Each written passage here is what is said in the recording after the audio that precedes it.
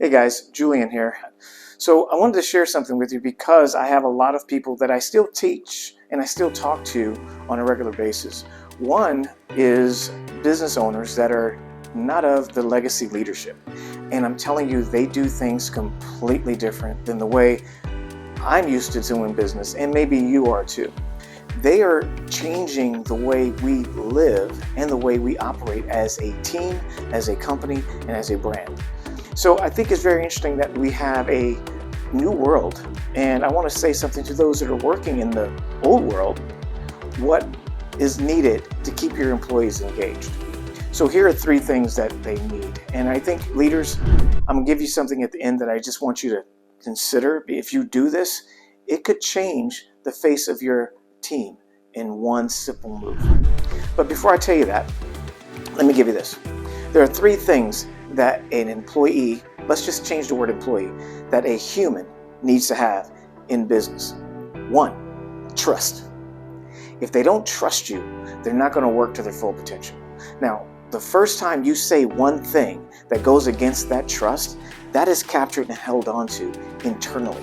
And so everything you say is going to be listened to, listening for that cue, because the body is determined to make sure it protects itself from those they don't trust.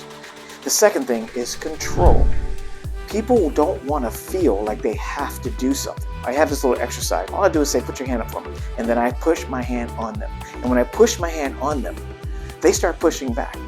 It's because when we feel something, we normally respond to that feeling in like manner. So when you tell people they have to do something, they're going to push back and say, I don't have to do anything. They're going to mirror that force of have to and have not. And so you want to make sure you understand how to apply a common goal that finds their interest, not just your own. The last thing is progression. Ever since we were kids, we worked for progression. We wanted to see that we're getting closer to something and that we're getting accolades across the board as we're moving across that board. We're doing a good job. I told you I was going to give you something that you could use that will change the trajectory of your team, regardless of what your company is going through. And here it is. Now, this is a moneymaker because I've done it when I did seminars, when I did consulting. I had leaders do this with me in rooms, and I waited for the responses, and we talked about it.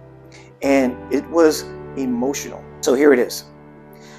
Pick up your phone after you finish this, of course. Pick up your phone. I want you to text one of your employees and say something in your own words, not mine. This is just an example. Say, hey, I was just thinking about you, and knowing that you have fill in the blank. Kids just got married, your husband lost his job, or you got a sick mother, and I know these things are going on in your life, and yet you're still doing the things that need to be done for the company.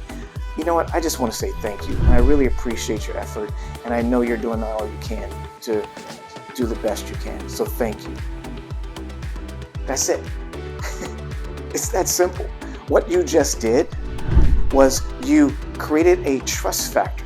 You created a control factor. You let them know that you know they have a life outside of you, but you appreciate what they're doing for you.